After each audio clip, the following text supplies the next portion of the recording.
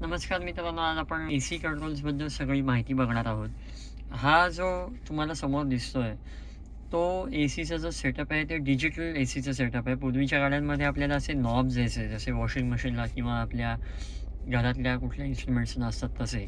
Digital असू दे किंवा analogue असू दे, कुठल्याही प्रकारचे ए सी कंट्रोल्स असतील, तरी पण त्याची जी फंक्शनॅलिटी असते ती सेमच असते.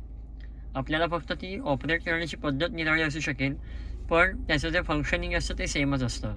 तर त्याच्यामुळे तुम्हाला हा व्हिडिओ बघून देखील जर का ॲनालॉग टाईपची ए सी सिस्टीम असेल तरी तुम्हाला समजेल.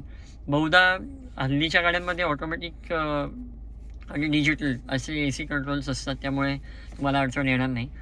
तर ह्याच्यामध्ये ए सी कंट्रोल्समध्ये 2 गोष्टी अत्यंत महत्त्वाच्या असतात. एक म्हणजे हे टेम्परेचर, ओके, आणि दुसरं म्हणजे फॅन. तर ह्या 2 गोष्टींवरून आपल्याला ए सीचा जो कंट्रोल आहे तो मेन करायचा असतो. म्हणजे टेम्परेचरमधून आपल्याला कळू शकतं की आपल्याला तापमान किती ठेवायचं आहे ते. जर का तुम्ही बघू शकता, जर का तुमच्याकडे ॲनालॉग नॉब असेल तर सुद्धा तुमच्याकडे असे 2 मार्किंग्स असतील, एक ब्लू आणि रेड. तर रेड म्हणजे त्याचा अर्थ असा आहे, जेवढं तुम्ही रेडकडे फिरवाल तेवढं तुमचं तापमान हे वाढणार आहे. तापमान म्हणतो आहे मी, कूलिंग नाही म्हणत आहे, तापमान. समजा आता तुम्ही बघितलं, हे उजव्या साईडला फिरवलं तर इकडे तुम्हाला दिसतंय किती आहे टेम्परेचर, 19.5. ठीक आहे. तर आता आपण सध्या विचार करतोय फक्त टेम्परेचरचा. अजून मी फॅनच्या नॉबकडे आलेलो नाही. आणि बऱ्याचशा गोष्टी ज्या आहेत ना आपल्याला, त्या ए सी कंट्रोलच्या आयकॉनवरनंच लक्षात येतात. सो तुम्हाला सुद्धा त्या लक्षात येतील. हा जो नॉब आहे तो आपला टेम्परेचर कंट्रोलचा नॉब आहे. ठीक आहे. आता मी इकडे मिनिममला ठेवला आहे, म्हणजे हा लो आहे. ठीक आहे. आता जेव्हा लो असतो तेव्हा तो काय करतो, कूलिंग जे आहे ते मिनिमम ठेवून देतो. असं नाही आहे की 18पेक्षा कमी, जे मिनिमम कूलिंग रिक्वायर्ड आहे तेवढं तो ठेवून देतो. आता हे झालं टेम्परेचरचा नॉब. हा आहे फॅनचा नॉब. फॅनचा नॉब म्हणजे काय, तर ए सीचे जे कूलर्स आहेत त्याच्यातनं जे फॅनचा जो स्पीड आहे तो किती असायला हवा. आता तुम्ही बघू शकता, तर इकडे फक्त एकच काडी दिसते आपल्याला. जर का मी हा वाढवला तर बघू शकता तुम्ही, एक काडी वाढली आणि शिवाय फ्लो पण वाढला, म्हणजे इकडे वारा यायला लागला, तुम्ही कदाचित आवाजही ऐकू शकाल. जर का मी हा मोठा केला तर अजून जास्त जोरात फॅन चालू होतो. कूलिंग तेवढंच राहतं पण फॅन चालू होतो, म्हणजे जास्त जोरात फॅनचा स्पीड होतो. जसं आपल्या घरातला फॅन असतो सेम तेच लॉजिक आहे. जर का तुम्ही फॅन कमी ठेवलात तर हवा कमी वेगाने बाहेर येईल. जर का तुम्ही जास्त फॅन ठेवलात, जास्त नंबरवरती फॅन ठेवलात तर तेवढी जास्त जोरात हवा येईल. पुढचा जो आपला आयकॉन आहे तो मी बघू शकता इकडे. हा एक गाडीचं चिन्ह आहे बघा इथे. आणि जर का इकडे तुम्ही ऑब्झर्व केलं तर त्याच्यातलं एक, हे जी 2 चिन्ह आहेत, ही जी 2 चिन्ह आहेत त्याच्यातलं एक चिन्ह इथे आलेलं आहे. याचा अर्थ काय, तर इकडे जर का तुम्ही बघितलं तर ॲरो आहे, बरोबर, आणि ॲरो जो आहे तो गाडीच्या आतमध्येच आहे. याचा अर्थ असा आहे की जेव्हा ए सी माझं चालू आहे त्यावेळेला आतलीच हवा सर्क्युलेट होणार आहे, बाहेरची हवा आतमध्ये येणार नाही. समजा मी हे बटन दाबलं तर बाहेरची हवा आतमध्ये येईल. आता ह्याचा उपयोग केव्हा होतो हे मी तुम्हाला सांगतो. जर का आपण कुठल्या अशा इंडस्ट्रियल एरियामधून वगैरे जात असतो, जेव्हा आपल्याला बाहेरचा घाणेरडा वास आतमध्ये यायचा नसेल, तर त्यावेळेला आपण हे ऑफ ठेवायचं आहे.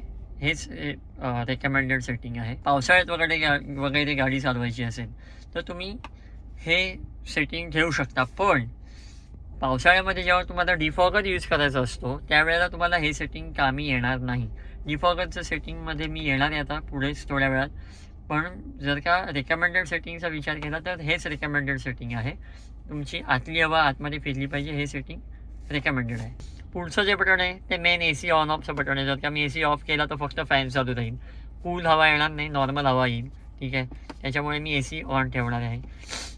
हा जो आहे ऑटो लिहिलेलं जे बटन आहे ते ऑटोमॅटिक क्लायमेट कंट्रोल जर का तुमच्या गाडीमध्ये असेल तर ऑटो हे फीचर असतं.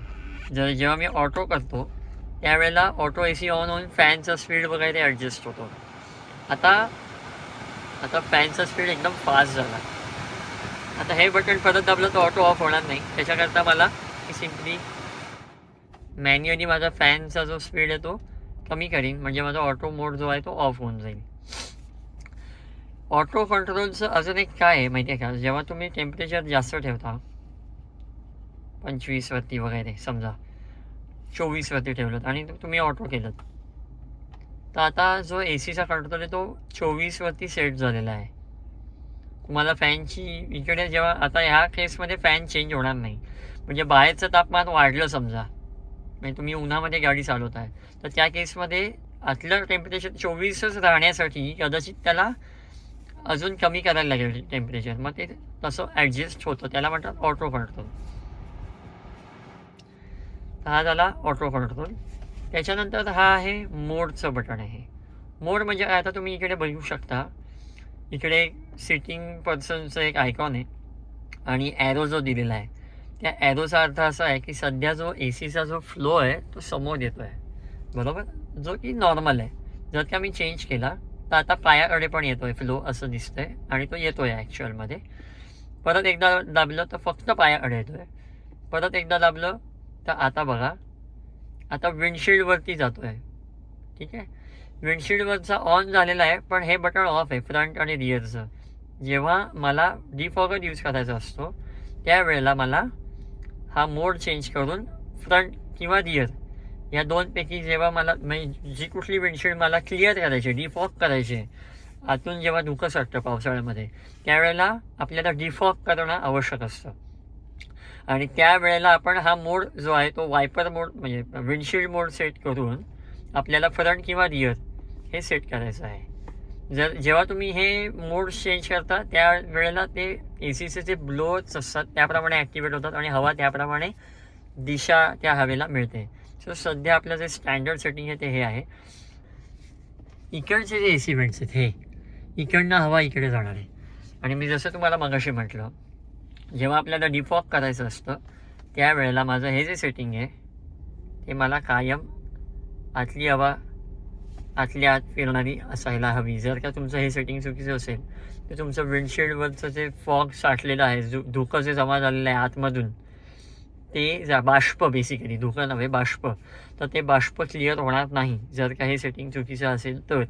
म्हणून बाष्प क्लिअर करण्यासाठी आपल्याला काय करायचं आहे, फ्रंटचं बटन दाबायचं आहे आणि हे आतमध्येच आहे ना बघायचं आहे. बाकी तुम्हाला काहीही करायची गरज नाही. जर का तुम्हाला जास्त त्वरितरित्या डिफॉग करायचं असेल तर तुम्ही फॅन वाढवू शकता, पण तुम्हाला टेम्परेचरला हात लावायचा नाही. ओके, बाष्प जमा होतं म्हणजे काय होतं, बाहेरची हवा आणि आतली हवा याचं जेव्हा सिंक्रोनायझेशन होत नाही, बाहेर जास्त थंड असते हवा आतमधल्या हवेपेक्षा, त्यावेळेला आपल्या गाडीच्या काचेमध्ये आतमधून बाष्प जमा होतो. तर हे झालं फ्रंटचं डिफॉगिंगचं बटन. आणि हे मी परत दाबलं तर डिफॉगर होणार ऑन. आता मी नॉर्मल इकडे मोड दाबला आणि माझं नॉर्मल झालं, डिफॉगर बंद झाला. हे आहे रिअरचं बटन. जेव्हा तुमच्या काचेवरती मागच्या अशा ऑरेंज कलरच्या लाईन्स असतील, ह्या बघा ह्या अशा, त्यावेळेला समजून जा की तुमच्या गाडीला रिअर डिफॉगर पण दिलेला आहे.